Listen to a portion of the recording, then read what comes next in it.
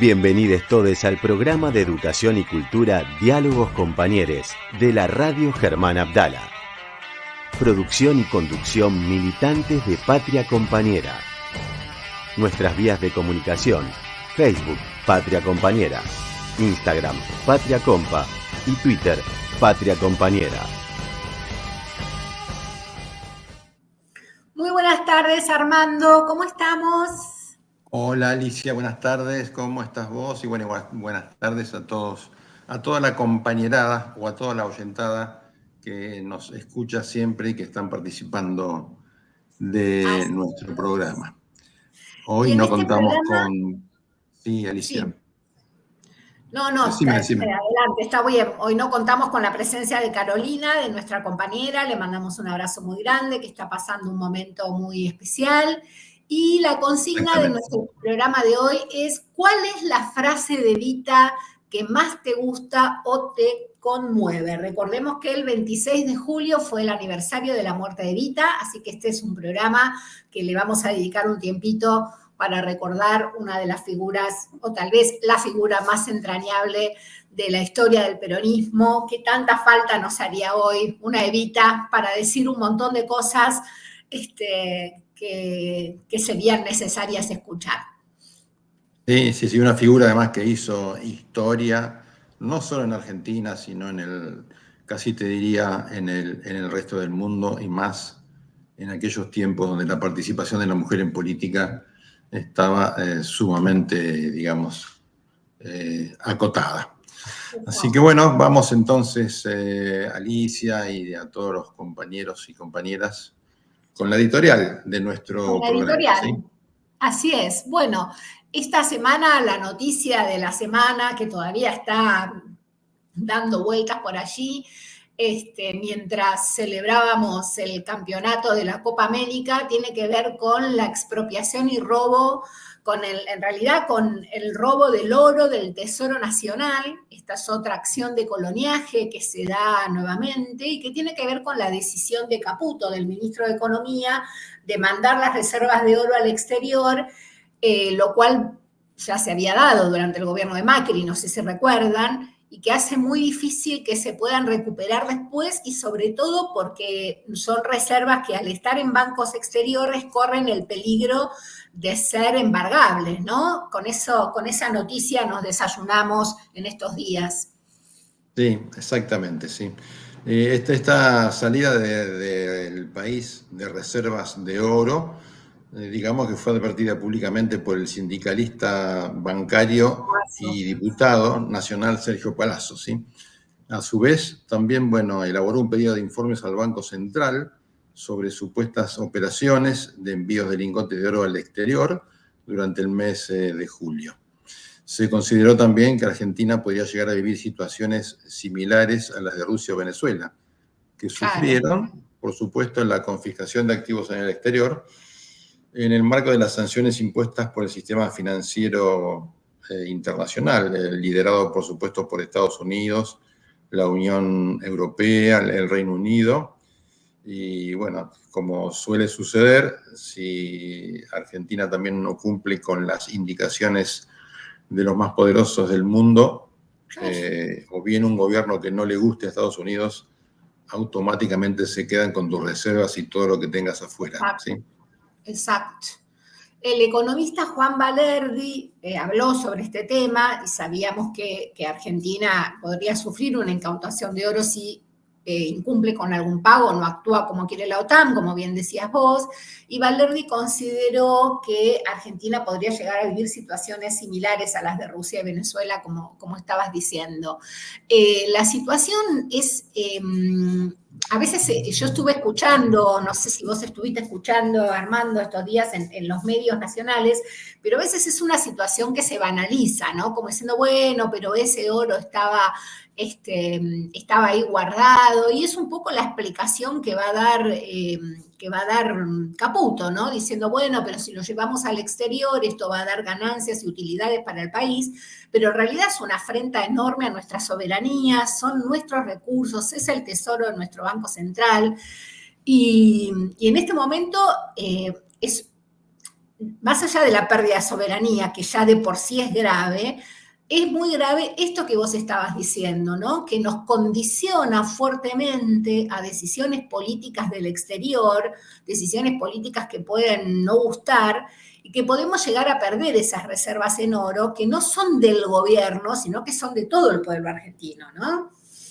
Totalmente, y además, bueno, ya sabemos que en la época, en el gobierno anterior de Mauricio Macri, Caputo también fue funcionario de Exacto. economía e hicieron exactamente lo mismo, ¿sí? Luego, en el gobierno de Alberto Fernández recuperaron ese oro y ahora volvemos otra vez a las andadas, ¿sí? Y para seguir, Alicia, con nuestra editorial, otro tema también muy delicado es el del tema del régimen penal para niños de 13 años de edad, que quiere bajar la edad de imputabilidad este gobierno a esa edad. Y Yes. las estadísticas, una y otra vez reiteradas por UNICEF y la propia Corte Suprema de Justicia, muestran que la incidencia de adolescentes en delitos gravísimos es mínima, casi inexistente, ¿verdad? Bajar Exacto. la edad de punibilidad significa un claro retroceso porque violan los principios de no regresividad y de progresividad de los estándares internacionales de derechos humanos, haciendo ingresar a niños, niñas, adolescentes en la órbita, digamos, de los castigos y de la punición, cuando esta debería ser la última respuesta del Estado frente a la comisión Exacto. de un ilícito, ¿verdad? Sí, sí, sí, sí. Y además, bueno, la baja de punibilidad en realidad lo que sirve es para profundizar el estigma y la violencia estatal y la violencia social hacia niños y jóvenes, que en general son los chicos y las chicas que pertenecen a los sectores más vulnerados de nuestra sociedad, que implica juzgar y encerrar pensemos a niños y niñas de 13 años, ¿no? Que no resuelve el problema de la inseguridad, no previene el delito. Por eso decimos desde aquí, desde Patria Compañera, desde nuestro programa y también desde nuestra agrupación, no a la baja de edad en consonancia con las exigencias del sistema normativo internacional, porque la edad en la que están pensando la baja de imputabilidad es una edad en la que las infancias y las adolescencias no tienen que estar en las cárceles ni siendo reprimidas, sino que el lugar que tienen para estar es la escuela. Entonces, pensemos en un contexto donde hay una baja muy importante del presupuesto educativo, lo cual deja, y sobre todo hay un retiro total del Estado a la ayuda social para las infancias y las juventudes. La respuesta del gobierno es la baja de imputabilidad, ¿no? Me parece que esto es, como vos bien decías, ¿no? Como vienen advirtiendo muchos organismos de derechos humanos y organismos internacionales de protección a la infancia, es algo que todos tendríamos que llevar como una bandera, ¿no? El no a la baja de la imputabilidad. Y para cerrar un poco con este tema, Alicia, también recordemos que simultáneamente el gobierno pretende bajar también la edad a la que los chicos pueden votar por primera vez, ¿sí? Exacto. Está pretendiendo que chicos de 14 años puedan emitir su voto por primera vez, lo cual es todo muy, muy paradójico, pero también me huele a muy perverso, ¿verdad? Esta manipulación desde el Estado de la cuestión de la edad, tanto para la punibilidad de supuestos delitos como para la posibilidad de votar. De votar. Es grave porque además, digamos, no es lo mismo la formación, el raciocinio y la madurez que tiene una persona de 16 años que a los 13 o 14 años, y eso pone en riesgo también unos cuantos factores que hacen al fortalecimiento y a la salud de nuestra democracia, ¿sí? Exacto, exactamente. Bueno, en otro orden de cosas, el intendente de Bahía Blanca, Federico Susbieles, en defensa de las plantas de gas natural en la zona, expuso las ventajas técnicas de su ciudad frente a la ciudad rionegrina de Punta Colorada a la hora de albergar el proyecto de inversión conjunto de YPF y Petronas para construir una planta licuefactora. Esta palabra siempre me cuesta, de gas, en medio del conflicto que viene creciendo entre Javier Milei y nuestro gobernador, Axel Kicillof, Y en declaraciones periodistas, el primero calificó, o sea, Milei calificó a Axel como un expropiador serial. Antes, recuerdan que lo había tratado de enano comunista.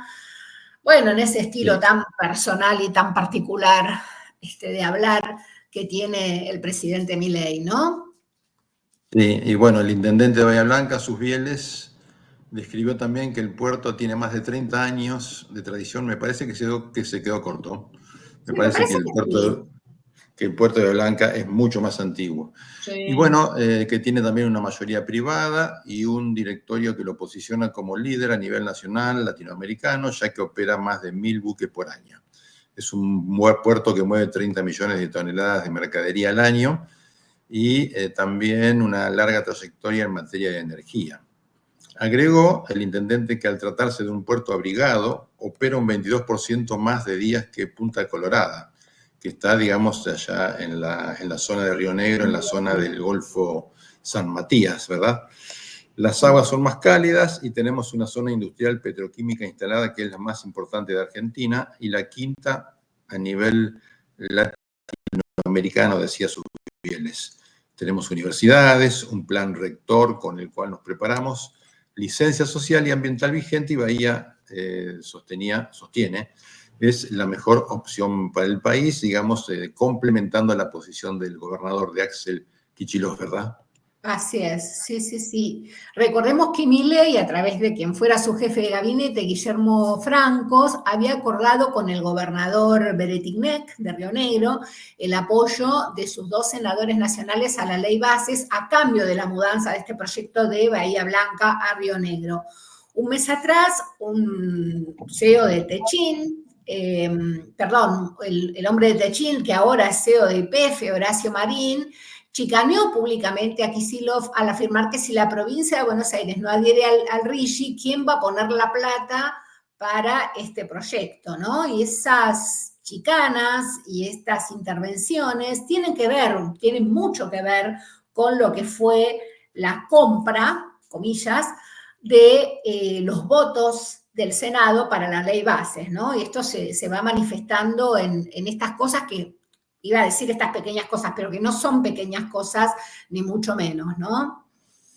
Y además es increíble, ¿no? Pero esto es un cambalache de ocasión. Los gobernadores ceden prerrogativas que son provinciales a favor de unos pocos pesos que en la historia de cada una de las provincias y en el tiempo significan poco y nada para que el gobierno pueda tener su ley que favorece supuestamente a los conglomerados, supuestamente no, que favorece, por supuesto, a los conglomerados económicos internacionales que con la situación del dólar van a venir a invertir en la Argentina y a quedarse con empresas, sobre todo empresas públicas, por muy poco dinero.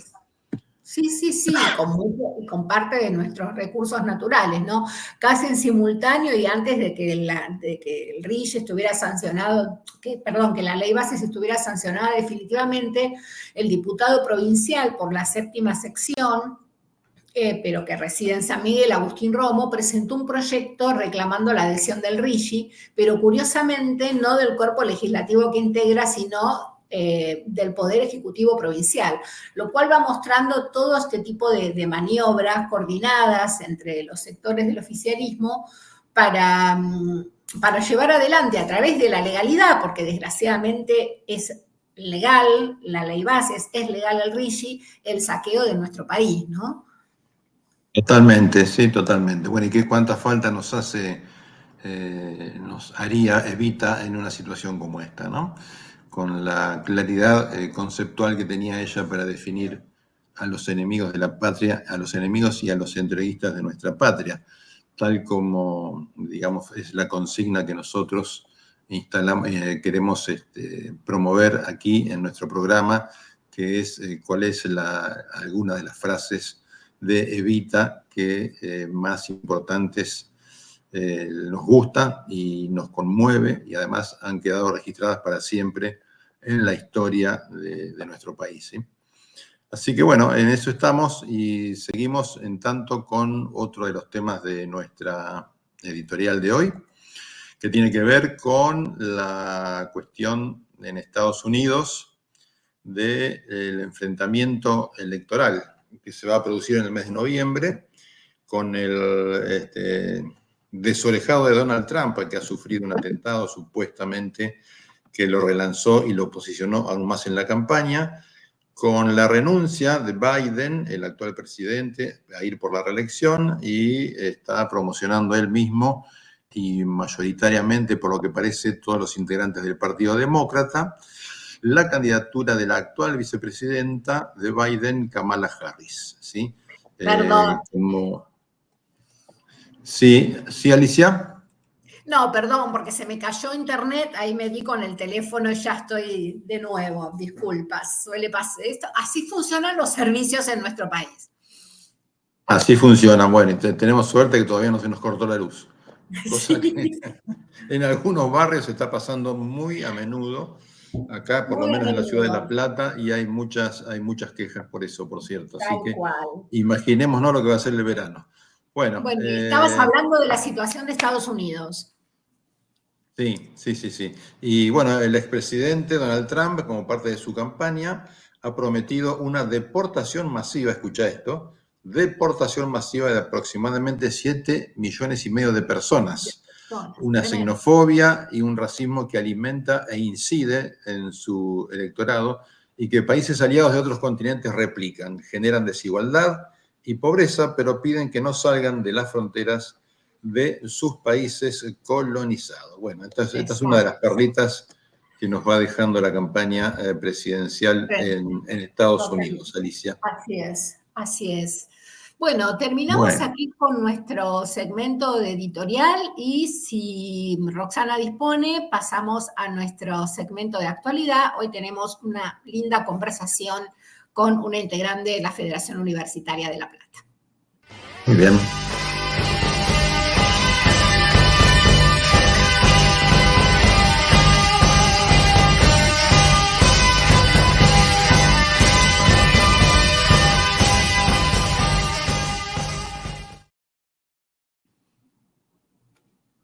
Bueno, les vamos contando mientras la compañera vuelve a retomar conexión. Vamos a conversar con Valentina Cabrera, militante de la agrupación Gustavo Legardón, actual conducción del Centro de Estudiantes de la Facultad de Trabajo Social de la UNLP. Ella es consejera directiva. ¿Y cómo estás, Valentina? Mucho gusto saludarte. Hola, Valentina, ¿cómo estás? ¿Cómo están? ¿Todo bien? Gracias por la invitación. Muchas gracias a vos por aceptar la invitación. Para nosotros siempre es un placer conversar con ustedes, con los centros de estudiantes, con la Federación Universitaria y estar un poco, porque estamos preocupadas por la situación de la universidad que está pasando en nuestra Universidad Argentina. Y queríamos preguntarte, Valentina, ¿cómo afectaron los recortes en el financiamiento que el gobierno destinaba a las universidades y que ahora está siendo recortado por el gobierno de Milei? ¿Cómo está afectando esto a las universidades? Bueno, en primera instancia, como entiendo que todos estamos al tanto, cuando arrancamos el año contábamos con el mismo presupuesto que en el año 2023, que había sido sancionado el año 2022, veníamos en una situación presupuestaria bastante compleja.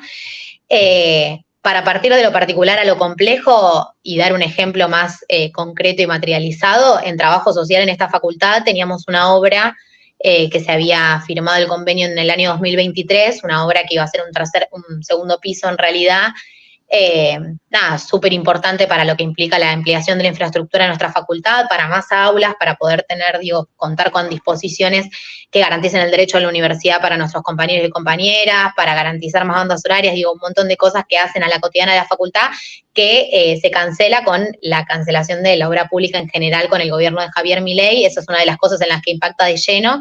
Y después, en todo lo que tiene que ver con la cuestión presupuestaria en torno a las becas, ni hablar de las condiciones edilicias, ni hablar de los salarios docentes y no docentes, que incluso, si bien se aumentó el presupuesto, porque se dio un aumento del presupuesto que es insignificante en torno a lo que necesitamos verdaderamente desde las universidades, las repercusiones tienen que ver con la cotidianidad de cómo atravesamos y vivimos la universidad pública.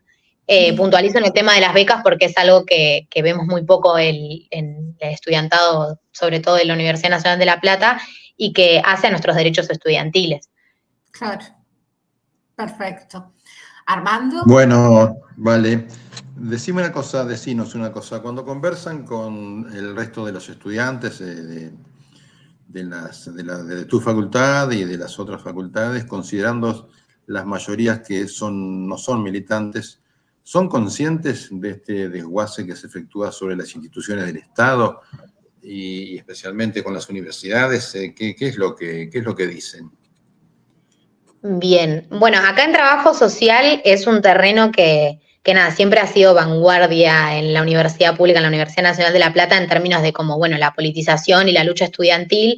De hecho, acá como conducción del Centro de Estudiantes de la Gustavo Legardón, tuvimos alrededor de 5 asambleas estudiantiles desde enero, porque nada, sabíamos que se venía el paro, sabíamos todo lo que estaba sucediendo, lo que implicaba para la universidad pública, lo que implicaba para el modelo de universidad que nosotros soñamos y que construimos cotidianamente, ¿no? Que no solamente tiene que ver con el presupuesto, sino que tiene que ver con para qué nos formamos, digo, qué disciplinas estamos construyendo todos los días.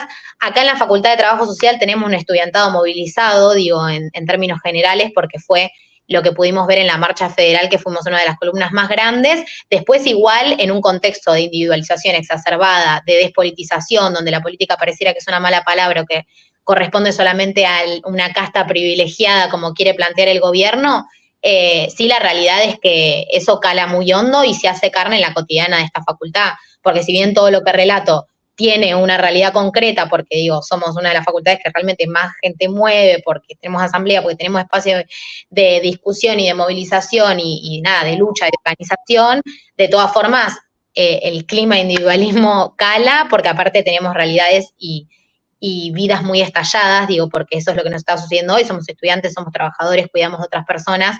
Después lo que es a nivel concientización o conciencia es algo que discutimos cotidianamente en esta facultad, pero que de todas maneras está costando el pase al acto, si se quiere. Digo, como conciencia del desmantelamiento y del desguace que está sucediendo por parte del gobierno nacional, yo creo que tenemos un estudiantado que está siendo, sí, consciente, que está sabiendo de lo que está sucediendo, pero está costando como colectivizar ese pensamiento o esa reflexión y pasarla, digo, a la acción y convertirla en organización y en lucha. De todas maneras, igual nos organizamos cotidianamente para que eso suceda, pero bueno, es como el largo camino hacia esa construcción. Exacto. ¿Y cómo sigue el año? ¿Cuál es el plan de lucha, el plan de resistencia que se está pensando para el segundo cuatrimestre? Bien, en principio seguir coordinando con los frentes gremiales, ya sea de cada territorio por facultad. Acá en la Facultad de Trabajo Social funciona una mesa gremial en la que coordinamos con docentes y no docentes de la facultad para organizar, bueno, lo que tiene que ver más situacionalmente con trabajo social. Así también vamos a hacerlo con la Federación Universitaria, ATULP, ADULP, para seguir coordinando acciones de conjunto. Hoy lo que nos queda es seguir discutiendo y organizándonos, visibilizando.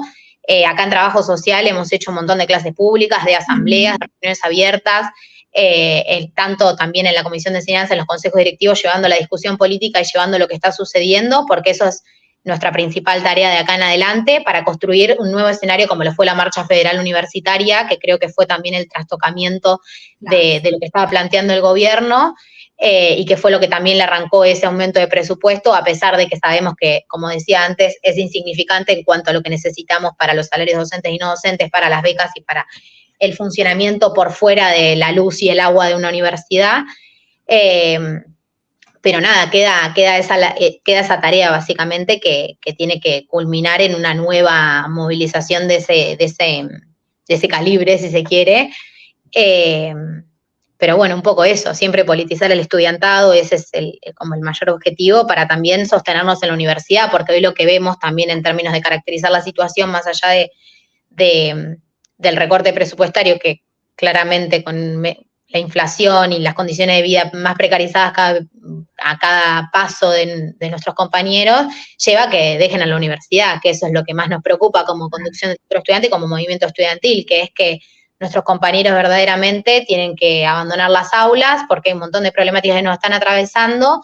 Entonces la sociedad cada vez es un lugar y un territorio que excluye, y es justamente lo que queremos evitar, porque luchamos por una universidad en la que ingrese todo el pueblo. Hoy eso es una realidad que nos queda lejana, pero por la que seguimos luchando, nada, también creemos que no vamos a lograr la victoria ni consolidarla hasta que realmente todo en nuestro pueblo ingrese a las aulas.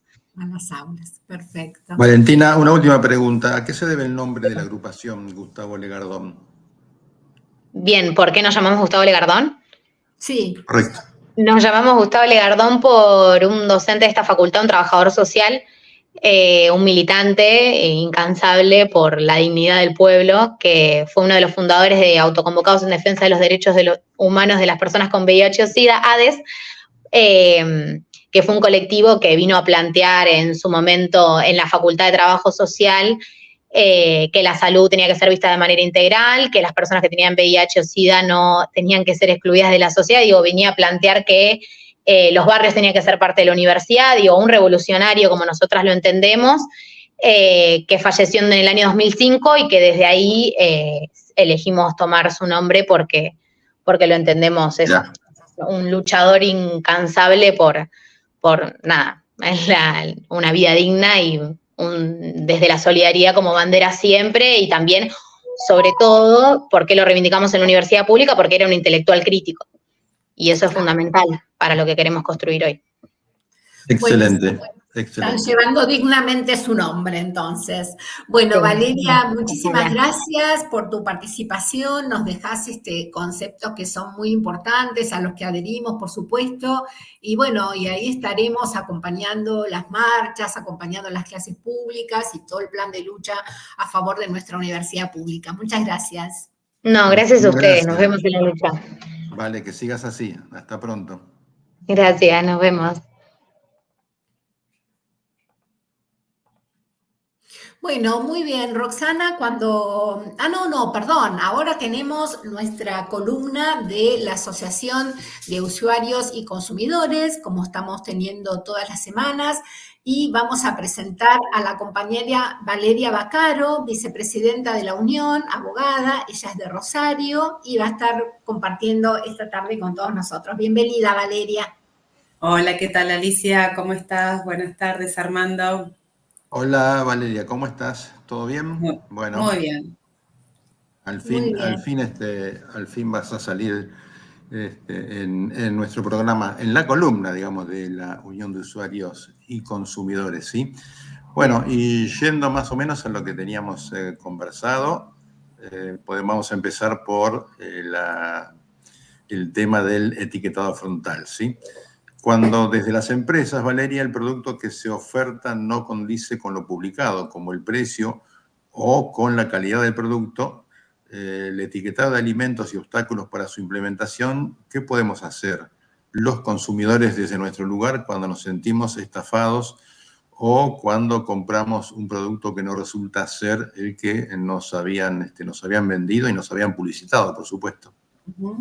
Bueno, Armando, la verdad que la pregunta es algo que sucede, la verdad, muy frecuentemente, ¿no? Y tendríamos que dividirla en tres, si me permiten. La primera parte que corresponde al régimen de la oferta, ¿no? En la Ley de Defensa del Consumidor, la 24240, sancionada hace ya 30 años, en el año 93, tiene un artículo preciso, claro y muy rico, que es el que habla de el poder vinculante de la oferta. ¿Sí? ¿Qué quiere decir? Que la oferta obliga al proveedor, en este caso a los comerciantes, con lo cual deben respetar todos sus términos y condiciones, es decir, si está publicada durante un plazo de vigencia, tienen que mencionar cuándo inicia y cuándo finaliza. Nunca pueden limitarla, por ejemplo, a un número como podría ser hasta agotar stock. Si tienen un stock, tienen que decir cuántas unidades hay en stock. Y puntualmente, muchas veces, más allá de que todo esto está explicado y está claramente informado, los proveedores se niegan a cumplir con esa oferta. Y entonces hay algunas acciones que pueden tomar los consumidores, que lo dice el artículo 7 y también su decreto reglamentario de la ley, que establece que el consumidor tiene 3 posibilidades frente a un incumplimiento de la oferta, que no se efectivice y por lo tanto puede haber sanciones. Una es pedir el cumplimiento forzoso de esa oferta, es decir, si a mí me publicaron una oferta de un equipo de celular de tales características a un precio y luego después, porque hubo una mala publicación o se consignó mal el precio, pretenden modificarlo, eso puede ser causal de justamente cumplimiento forzoso, que me entreguen ese celular tal cual como fue publicitado y ofertado, sea en un medio digital, sea en un medio y en un medio físico que uno está en el establecimiento. También pueden pedir, en todo caso, que si no es posible, se le sustituya por otro similar. Puede ser que no haya más en stock, que no entre, que no haya más de esa serie. Y todas estas situaciones dan posibilidades incluso a la posibilidad de pedir algún resarcimiento económico si es que hubiese algún daño, ¿no? Esto un poco para ver que la oferta está regulada y que no es simplemente un acto aislado del proveedor. Desde que el proveedor lanza una oferta al mercado, ya está obligado a cumplirla y el consumidor tiene derechos.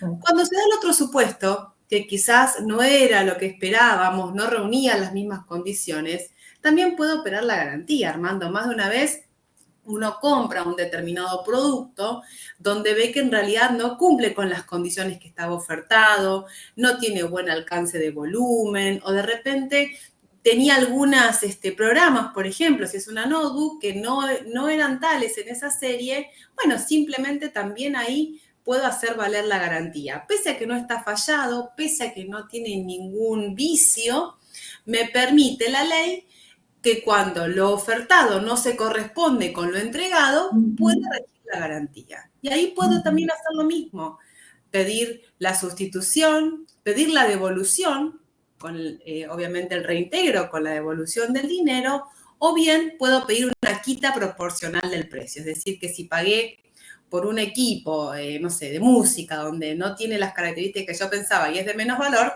pedir que me restituyan algo de ese valor, ¿no? También con posibilidad de daños y perjuicios. En materia de etiquetado frontal, tu pregunta es muy linda porque podríamos decir que acá lo que se está de alguna manera pensando en lo que nosotros conocemos como el etiquetado frontal, que es la Ley de Promoción de Alimentación Saludable, así se llama, y la conocemos como PAS, la 27.642, se sancionó en el año 2021, se reglamentó en el 2022 y en realidad lo que se está buscando ahí es que las empresas que comercializan bebidas y productos comestibles procesados y ultraprocesados, que son la industria de los alimentos, vamos a decirlo así, cumplan con estos octógonos de advertencia, es decir, que adviertan a los consumidores y consumidoras respecto a la peligrosidad que tienen los componentes de ese alimento. Entonces acá sí, tal cual. Hay una oferta que busca prevenir estas enfermedades no transmisibles, que busca prevenir la obesidad, problema muy complicado en las infancias, la obesidad infantil. Sí. Así que ahí creo que podemos, si quieren, desarrollar algo más, si de repente tenemos el tiempo, o me quieres hacer otra pregunta. Armando, yo creo que esto es... No, Alicia continúa con... Quería preguntarte, Valeria, viendo un poquito tus antecedentes académicos y laborales, vos te dedicás al ejercicio del derecho al reclamo, ¿no? Con sentido colectivo, con sentido interdisciplinario. ¿Cómo es esta perspectiva desde el punto de vista o cómo es accesible, digamos, para usuarios y consumidores? ¿Qué sería el derecho al reclamo con sentido colectivo e interdisciplinario? Bueno, la verdad es que podríamos decir que el derecho del consumidor no se simplifica simplemente en una ley, ¿no? Sino que el derecho del consumidor es una disciplina muy interdisciplinaria y transversal. Recién, por ejemplo, vimos 3 situaciones que tienen que ver con la publicidad, se relaciona con el marketing, que tiene que ver con la salud en el caso de la alimentación, que tiene que ver con la seguridad, porque también tenemos que saber que estamos consumiendo productos seguros, que tiene que ver muchas veces con las cuestiones de financieras, de entidades bancarias, de tarjetas de crédito, y también con algunas cuestiones que tienen que ver con lo actitudinal, lo emocional, por lo cual la psicología también es otra de las áreas donde nosotros tenemos mucha relación, ¿no? Pero yendo a la pregunta concreta que tiene que ver un poco con esto de la posibilidad de accionar de manera colectiva, es porque nosotros como Asociación de Defensa del Consumidor, además de tener este espacio tan privilegiado en este programa y con esta columna, llevamos adelante muchas veces denuncias administrativas colectivas y acciones colectivas, ¿no?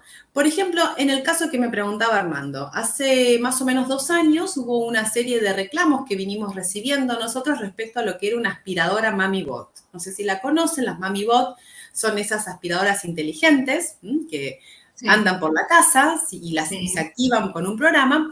Hubo una oferta que hizo una empresa muy conocida, una cadena de electrodomésticos, que la publicitó a un precio muy bajo, ¿no? 89% de descuento. Muchos usuarios pudieron acceder, lo compraron a través del medio digital, de la app o de la página web, y minutos más tarde, unas horas, recibieron una respuesta de que había habido un error involuntario, le devolvieron el dinero. Todos querían, en realidad, el cumplimiento de esa oferta y decían que si el error había sido del proveedor, en todo caso que fuera el proveedor quien cargara con ese error y no el consumidor al que se le devolvió el dinero y simplemente se les pidió disculpas. Bueno, esto llevó adelante que pudiésemos recolectar a muchos de esos usuarios y presentamos una denuncia administrativa colectiva, donde decíamos algo que hablamos antes con Armando. Acá se juega con la confianza del consumidor. El consumidor confía. Este principio deriva de un principio general de nuestro derecho, que es el principio de la buena fe. Los consumidores actuamos de buena fe. Los consumidores tenemos buena fe y confiamos en que esa oferta es real. Y por lo tanto, si es una empresa que además es de una de las líderes en electrodomésticos, la verdad es que uno genera expectativas en los consumidores. Simplemente pedir disculpas horas más tarde y devolver el dinero no condice con esa calidad de empresa. Claro. Se la sancionó con una multa de millones. No se hizo lugar, digamos, lo que nosotros también de alguna manera decíamos, que era, bueno, que le entreguen y que hagan cumplir a la oferta a toda esta gente que denunció el incumplimiento, pero dijo algo muy interesante la autoridad de aplicación y dijo que esta era una empresa que no era la primera vez que le sucedía. Claro. No era Entonces, acá detrás puede haber, Alicia, lo que nosotros hablamos de ventas gancho. ¿Qué quiere decir? Que uno engancha a ese consumidor, ya nos quedan los datos, que hoy es una materia prima valiosísima, los datos personales. Claro. Totalmente. Le va a seguir llegando la oferta y alguna que otra vez va a volver a comprarnos, porque los consumidores volvemos a confiar.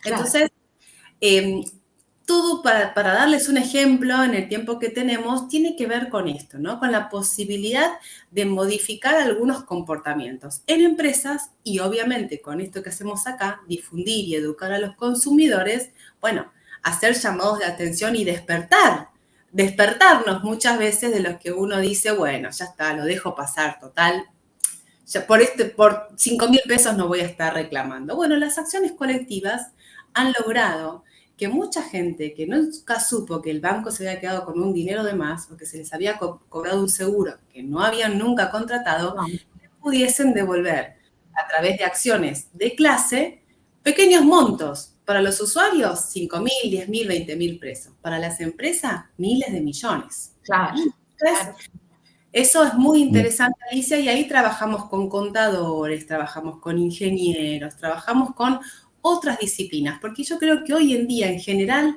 el derecho no es una materia que se pueda ejercer, menos en este contexto, ni que hablar de las estafas virtuales, únicamente aislado desde una sola profesión. Creo que el mundo necesita respuestas colectivas y de varias disciplinas a la vez, trabajando conjuntamente. Claro. Así es, genial. Que en algún momento vamos a charlar con ustedes el tema de las estafas virtuales.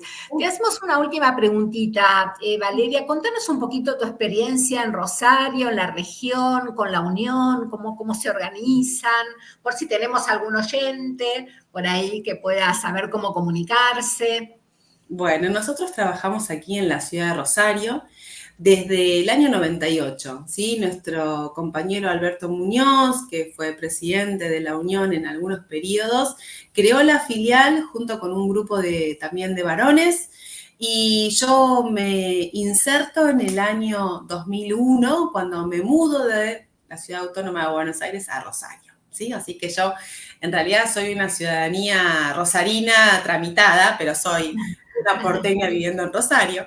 Y la realidad es que es una filial que trabaja y trabajó siempre de la mano con muchas entidades, ¿no? Trabajamos, por ejemplo, con gremios docentes, con la Asociación de Empleados de Comercio, muy vinculados también a las universidades, a la Facultad de Derecho, a la Facultad de Ciencias Políticas, con agrupaciones ambientalistas como el Taller Ecologista.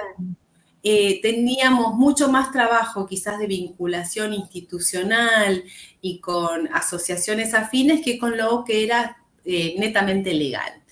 Después fuimos incursionando en distintas acciones judiciales, hemos llevado acciones colectivas contra la empresa provincial del agua cuando estaba en manos privadas, hemos intentado modificar el reglamento de la empresa provincial de la energía, acá se denomina EPE, porque tenían un reglamento, Alicia, que estaba vetusto, incluso era contrario a la ley de defensa del consumidor. Parece mentira, pero tuvimos que iniciar una acción de amparo para que la empresa provincial de la energía adecuara su reglamento a las normas del derecho del consumidor. Y así lo logramos.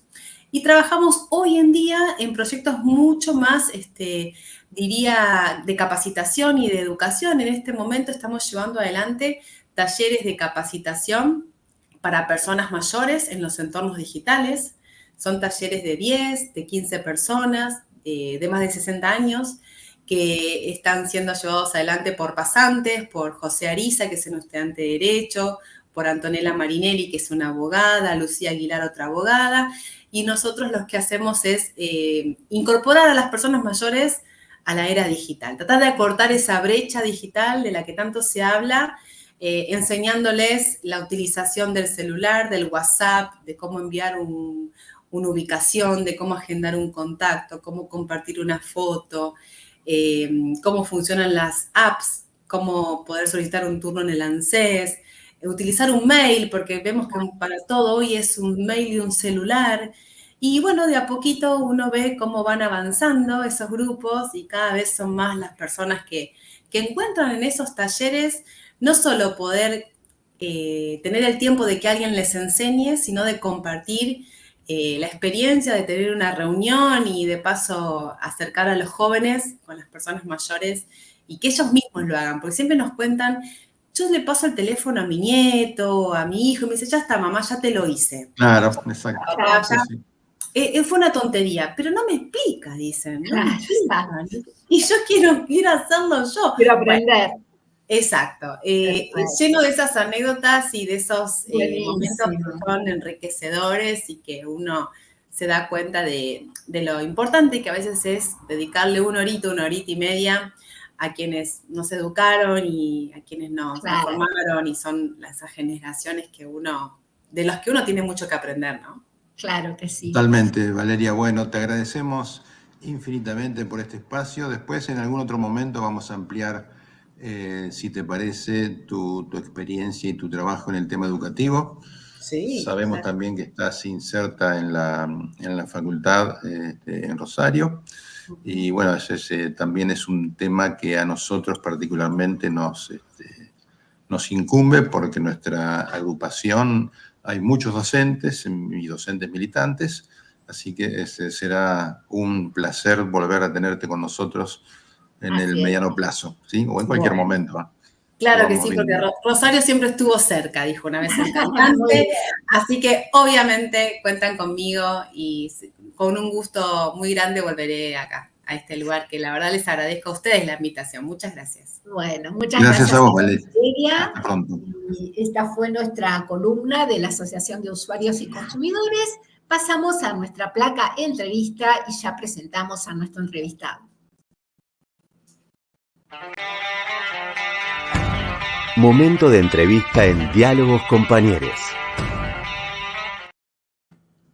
Muy buenas tardes, Ernesto. Hola, Ernesto. ¿Cómo estás? Hoy vamos a entrevistar al compañero Ernesto Móvili, presidente de la Agrupación Familiares y Compañeros de Víctimas del Terrorismo de Estado y de la Violencia Institucional. Muchas gracias por acompañarnos aquí en nuestro programa.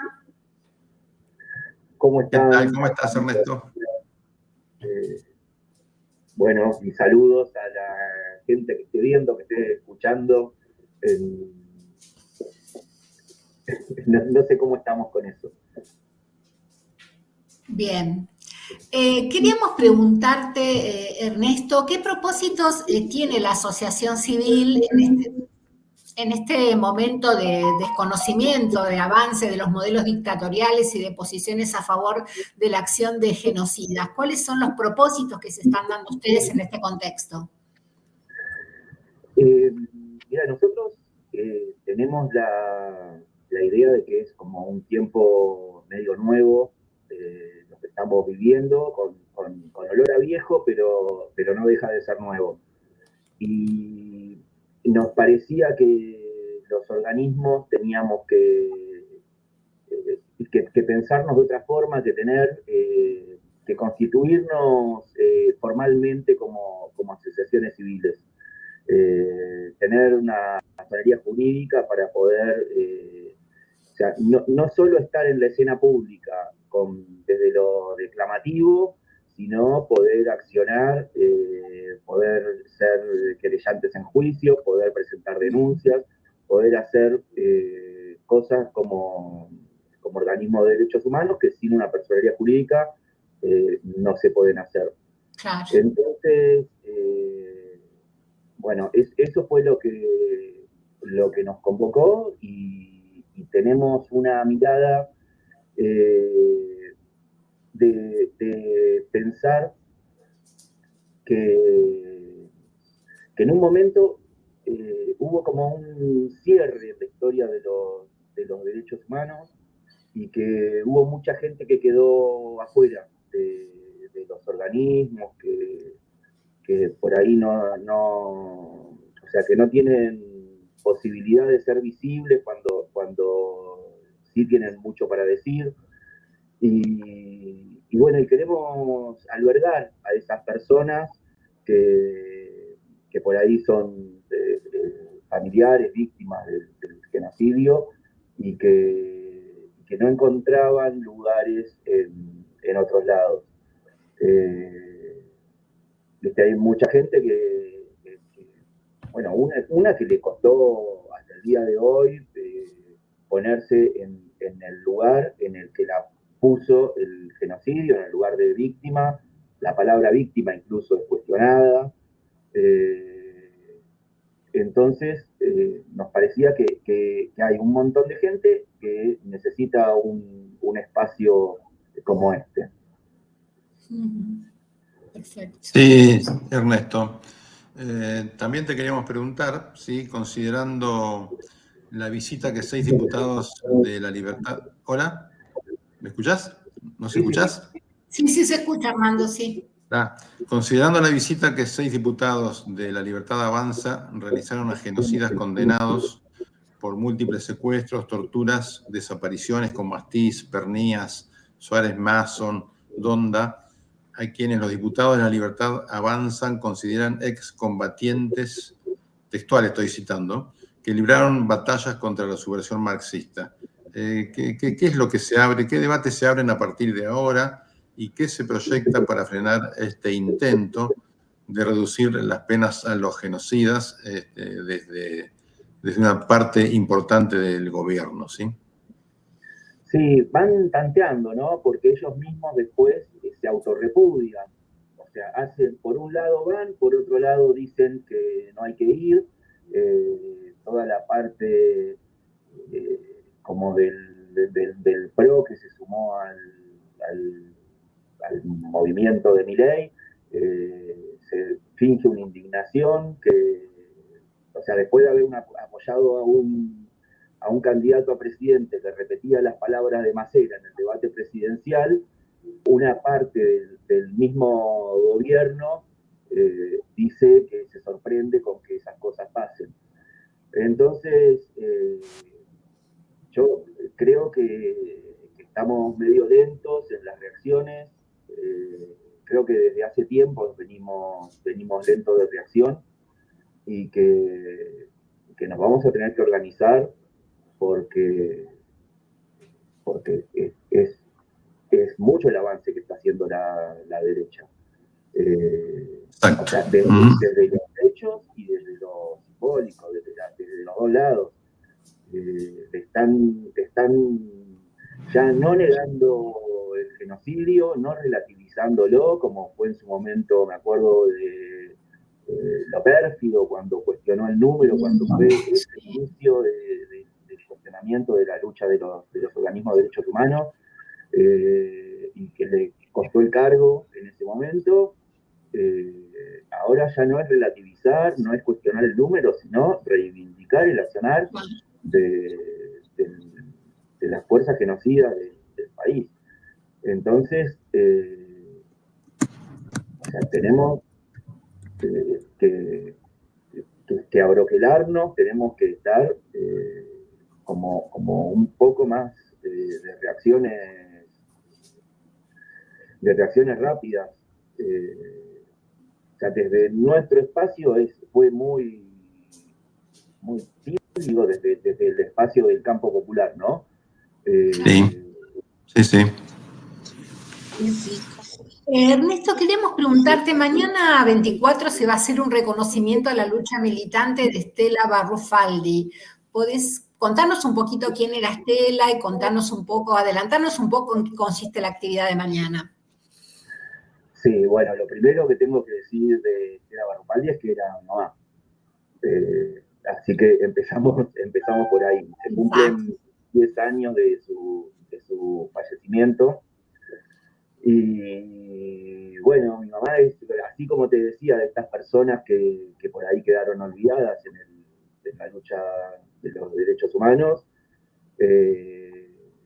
Y mi vieja fue una de las que estuvo desde un primer momento. En diciembre del 76 secuestran a su compañero, a Luis Contriciani, y desde ese momento empezó a militar, porque viste que está la idea de que, o sea, construimos esta idea de que las madres y las abuelas son las que estuvieron presentes en las luchas y qué sé yo.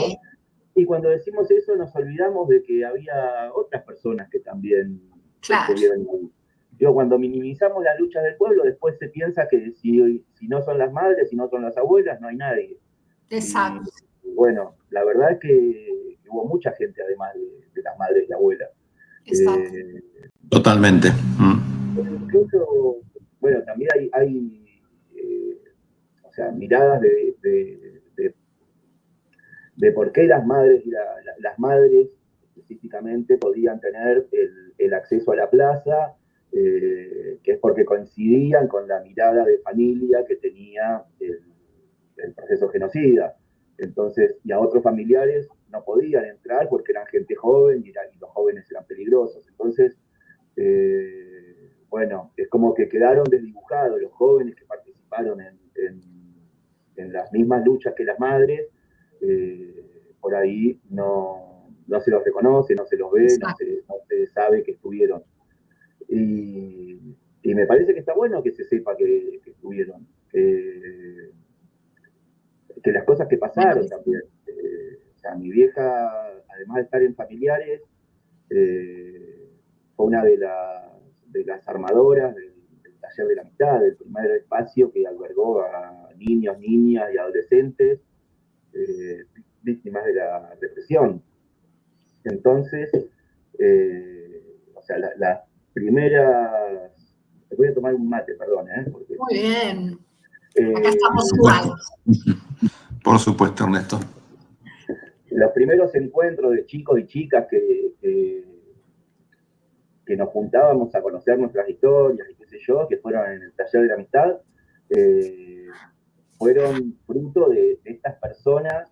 O sea, no solo mi vieja, hubo muchas otras, Bettina Piotti, estuvo, bueno, qué sé yo, el Sapo y Perla que llegaron después cuando salieron de la cárcel, estuvo Diana, estuvo Carloncho, estuvo un montón de gente participó de este espacio. Y bueno, volviendo para atrás, las cosas que le pasaban a las personas que denunciaban el genocidio, que buscaban a sus familiares, a mi vieja le llegaban citaciones para que pague un habeas corpus que había presentado. Todos los años tenía que mudarse de casa, o cada 2 años mudarse, porque le llegaba la policía a la casa con una citación de un juzgado. Me parece que son historias que hay que hay que conocer. Claro, mucho por recordar y conocer. Bien. Sí, declaró en el juicio por la verdad, los cagó a pedo a los jueces, que les dijo que estaban investigando a la víctima en vez de hacer su laburo, que era encontrar lo que había, quiénes habían sido los responsables, que por qué le preguntaban por su compañero y por la militancia de su compañero. Si eso no lo hacía responsable de nada, sino que tenían que era otra la tarea que tenía la justicia. Claro. Bueno, era brava. Era brava. Como corresponde, como corresponde. Perfecto, Ernesto. Bueno, muchísimas gracias por tu participación en nuestro programa. Seguramente va a haber alguna otra oportunidad para que volvamos a conversar. Les deseamos mucha suerte. Vamos a acompañar mañana en homenaje. Así que bueno, muchas gracias y nos estamos viendo. Bueno, muchas gracias por la invitación y sí, los esperamos mañana. Así es. Así que, bueno, ahí nos vemos. Mañana nos estamos viendo, Ernesto. Muchísimas gracias por este encuentro. Un abrazo grande. ¿Sí? Un abrazo. Muy bien, hermosa la historia, recordar la historia de Estela, de tantos familiares, ¿no? Como bien nos dice Ernesto en la entrevista que le hicimos. Bueno, pasamos a nuestra última sección, Varieté Cultural, aquí en Diálogos Compañeros. Adelante, mucha tropa riendo en las calles, con sus muecas rotas cromadas, y por las carreteras valladas escuchas caer tus lágrimas. Hola, Cintia, ¿cómo anda nuestra compañera? Qué linda que estamos hoy. Iba a decir Hola, lo contrario, ¿cómo andan tanto tiempo? Iba a decir, es un look descontracturado de vacaciones de invierno, o sea No, que no me maquillé, estamos así como a carita lavada. Espero que, bueno, lo vea mucha gente este programa, sabemos que tenemos ahí mucha audiencia esperando, pero bueno, es lo que hay. El presupuesto alcanzó para esto nada más. Está muy bien, pero está muy bien. El año que viene aumenta el calle y capaz que me pinto. Claro, lo que importa es la actitud. Vamos todavía. Claro, exacto.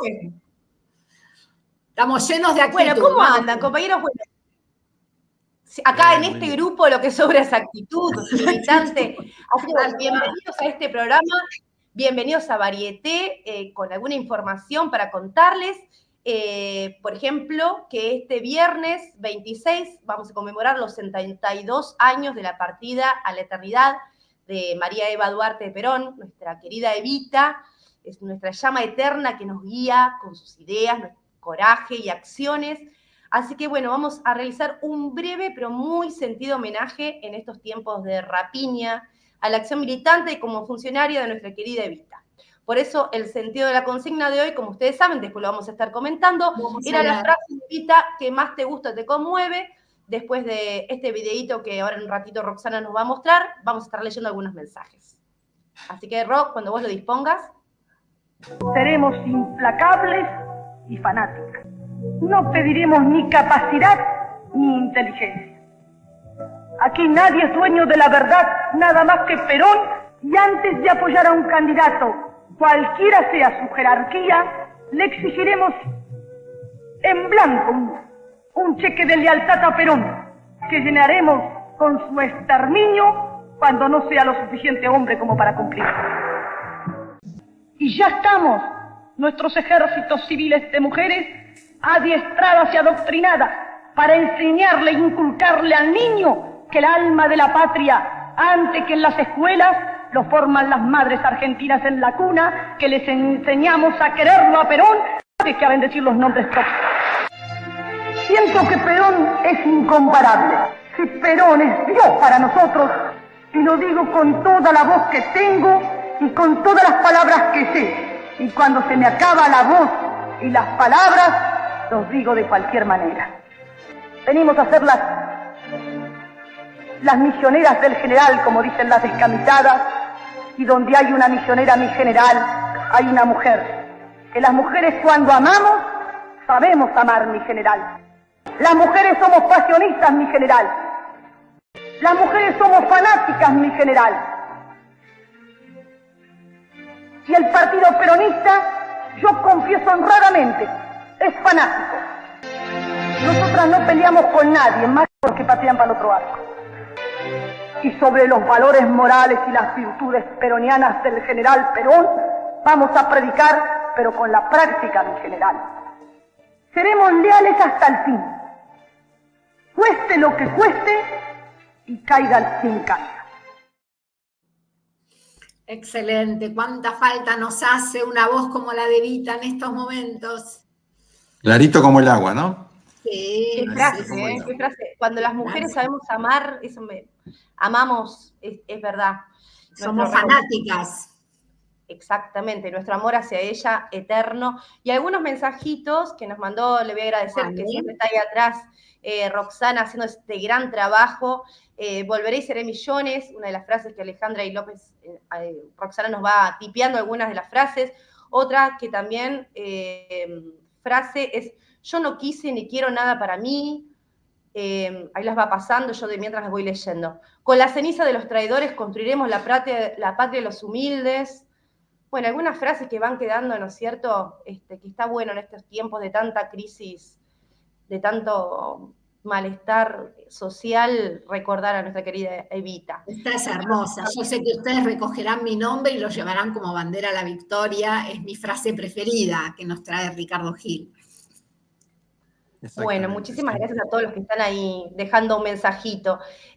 También varios homenajes se van a estar realizando en La Plata, capital de la provincia, donde Eva y Perón se casaron, en la parroquia San Francisco de Asís. El jueves 25 a las 6 de la tarde se va a realizar una muestra de camisas bordadas con iconografía justicialista por parte del grupo Descamisadas en el Centro Cultural Islas Malvinas de 50 y 19. Y el mismo viernes a las 26, a las 6 de la tarde, se va a hacer un acto homenaje a la actualidad vital de Evita, a la hora de su fallecimiento, que es a las 20 y 20 horas, en el pasaje Ardo Rocha, en el Cine Select. Se va a exhibir un documental que contiene fotos y videos inéditos o muy pocos difundidos de la bandera de los humildes, así que bueno, nada, hay que hacer presencia porque me parece que es fundamental que Evita siempre esté presente. Muy bien, perfecto. Cintia, ¿algo más que hayas traído para nuestro programa? Algo cortito, pero para ir anotando, vamos a hacer un poco de esta propaganda tan importante que está abierta en la inscripción del Plan Fines para la culminación de los estudios secundarios. En nuestra querida sede de Patria Compañera estamos inscribiendo para cursar el tercer último año en el próximo cuatrimestre. Las clases son presenciales los lunes, miércoles y jueves de 13:30 a 17:30 horas. Los requisitos de la inscripción, igualmente, si ustedes siguen nuestras redes, estamos haciendo una gran propaganda, pero bueno, se los recuerdo, es la foto del DNI, doble faz, certificado de estudios de la última escuela donde cursaste y la partida de nacimiento. Se puede inscribir a nuestras compañeras, Rosana, Vilma, Carolina y Alma. Después vamos a estar poniendo sus teléfonos también para que puedan llamar, inscribirse. Nada, a difundir mientras se sostenga este Plan Fines y la provincia está haciendo un gran esfuerzo para que esto no decaiga, así que vamos a acompañar a toda esta gente que quiere terminar el secundario y que, bueno, gran esfuerzo para eso. Así es. Es todo por hoy. Perfecto, Cintia, muchas gracias. Cintia. Y les mando un beso grande. Nos estamos viendo el próximo programa. Gracias por tu presencia. Compañeras y compañeros, muchas gracias por su participación, por habernos acercado las frases de Evita, por habernos escuchado, por bancar, como siempre, los jueves este programa. Les mandamos un gran abrazo, una buena semana para las niñas y les adultos también, que van terminando sus vacaciones de invierno, unas buenas vacaciones también, por supuesto. Exactamente, y toda la energía para recomenzar la actividad escolar la semana que viene. Gracias por acompañarnos y bueno, nos vemos la próxima. Alicia, hasta pronto. Hasta pronto. Este programa fue una producción de Patria Compañera. Nos pueden ver en la semana en nuestras redes